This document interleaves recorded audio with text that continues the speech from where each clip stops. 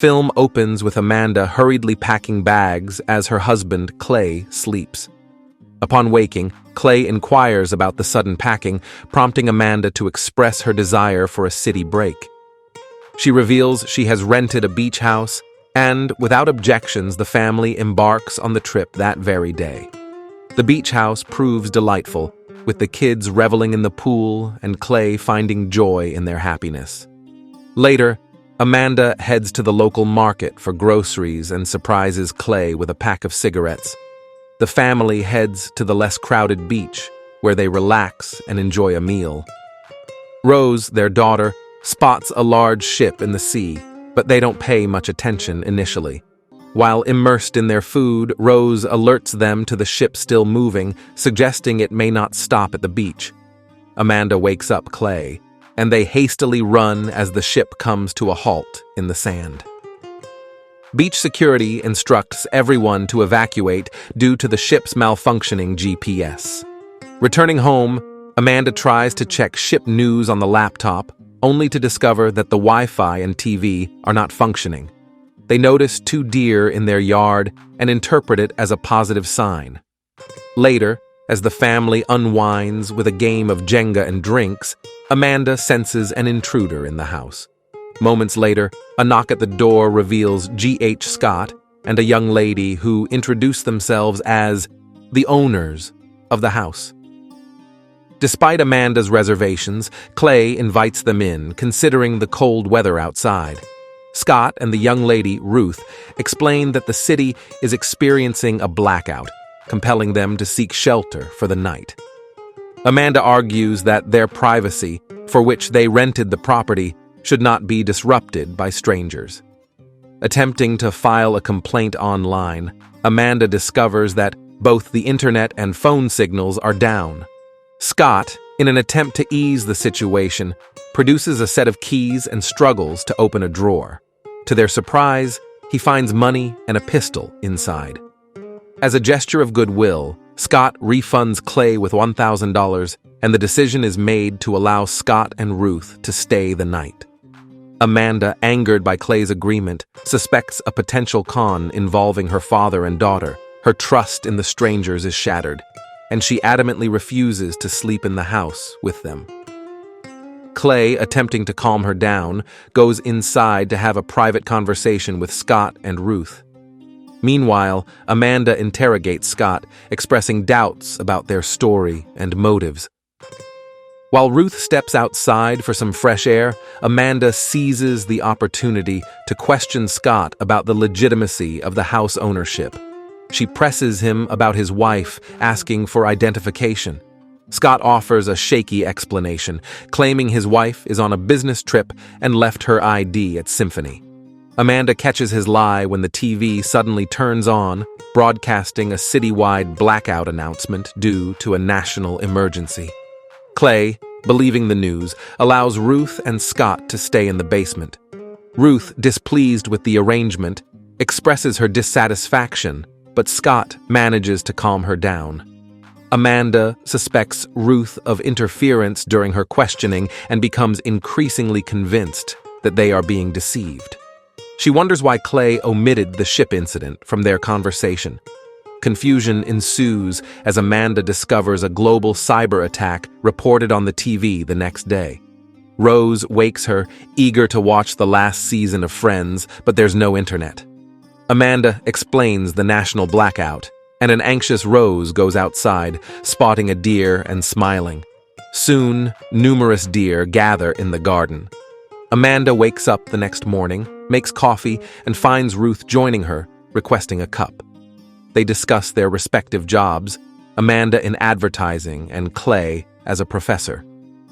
Amanda mentions the blackout and cyber attack warnings on her phone. Ruth suggests that hackers might have targeted the powerhouse, causing the system to fail. Scott arrives, seeking updates. Amanda shares that he went to town for news, expressing hope that the cyber attack isn't as severe as the one in the 2000s, when a bug sent through emails with the subject "I love you" caused disruptions. Amanda looks worried and suggests they check on Archie. Ruth and Scott stand by the window, concerned about losing contact with Maya, Scott's wife, and Ruth's mom.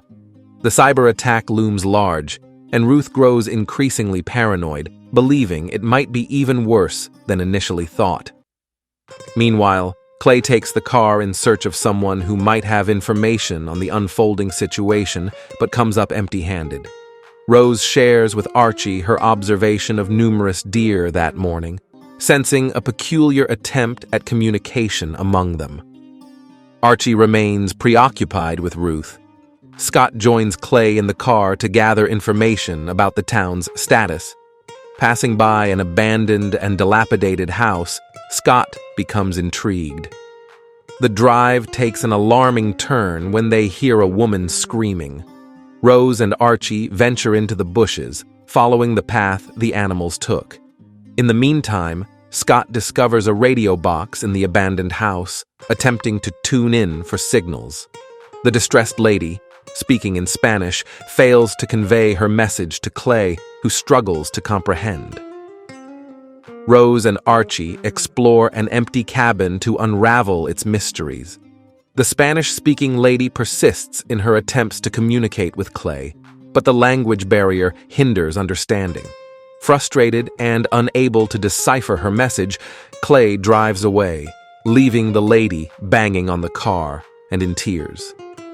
Meanwhile, Scott walks along the beach, hoping to encounter someone. Instead, he makes a grim discovery: a watch buried in the sand, and as he pulls it out, a human hand emerges with it.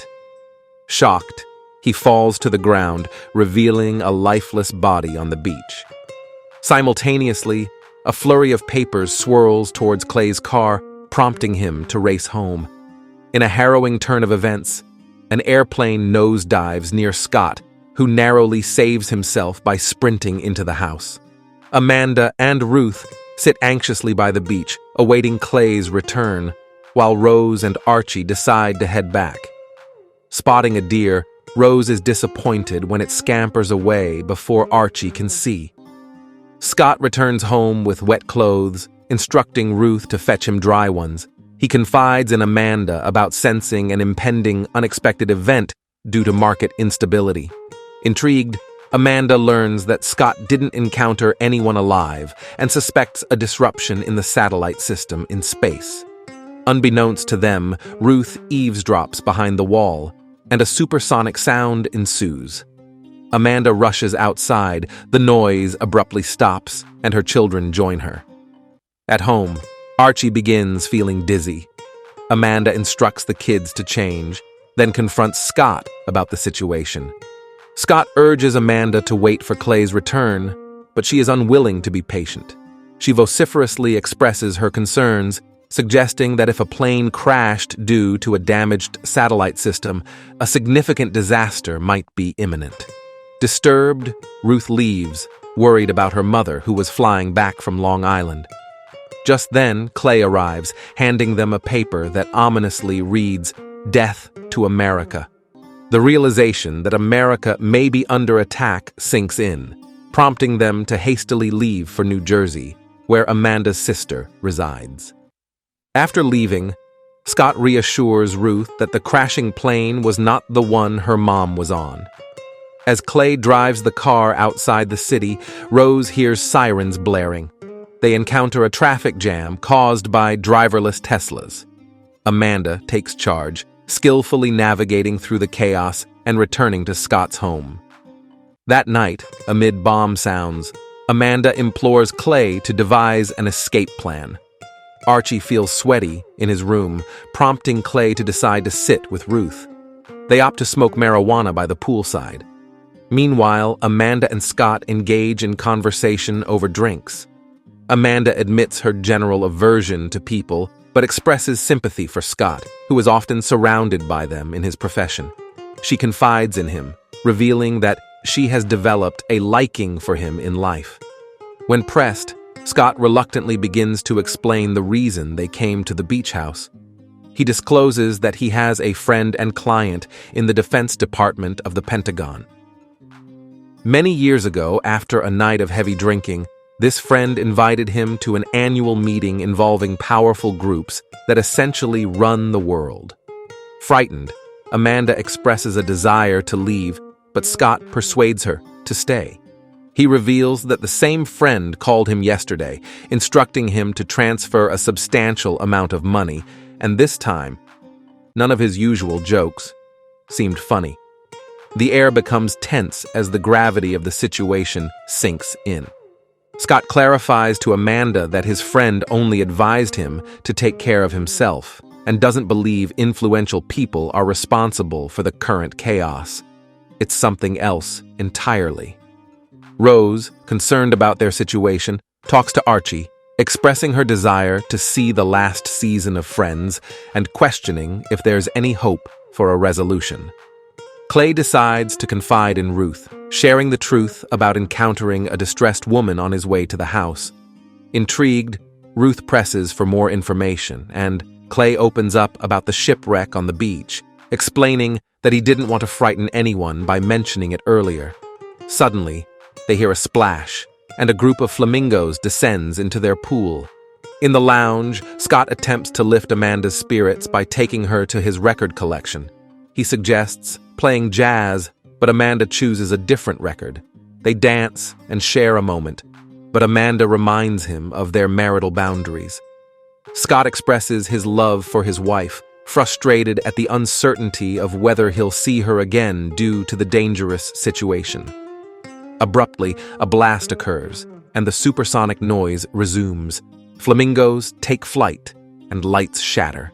Amanda and Clay decide to sleep in the same bed with their kids. Amanda worries about Archie, suspecting he has a fever. Rose, still awake, recounts a story to her mother about a man who prayed for safety but failed to recognize help when it came during a flood. Rose suggests they've received enough warnings, and their time may be over.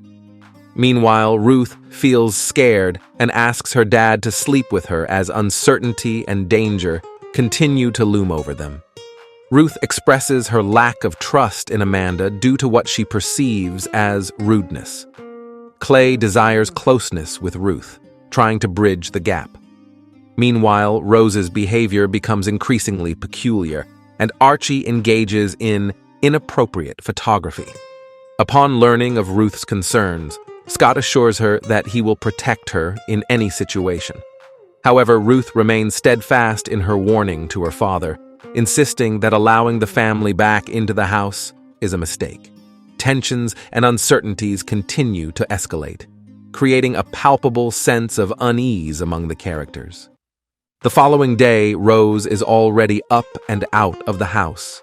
Archie's fever has subsided, so Amanda urges him to wake up. However, to Amanda's horror, Archie starts pulling his teeth out one by one. Alarmed, Amanda implores him to stop, and they sit in the living room as Archie explains that he was bitten by a bug outside, attributing the shedding teeth to the bite. Filled with concern, Amanda immediately wants to contact a doctor. Scott, however, suggests checking with the contractor for any stored medicines, expressing doubt about finding any doctors in their current situation. In the midst of this, they realize that Rose has been missing for a while.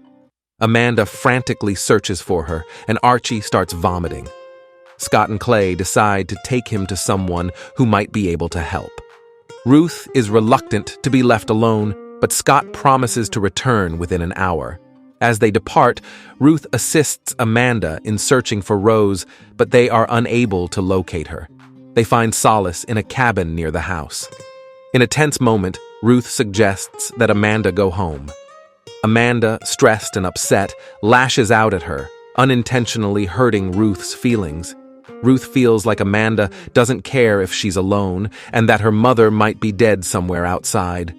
Amanda, realizing the impact of her words, apologizes, explaining that her job has made her see the worst in people, leading her to develop a strong dislike for them.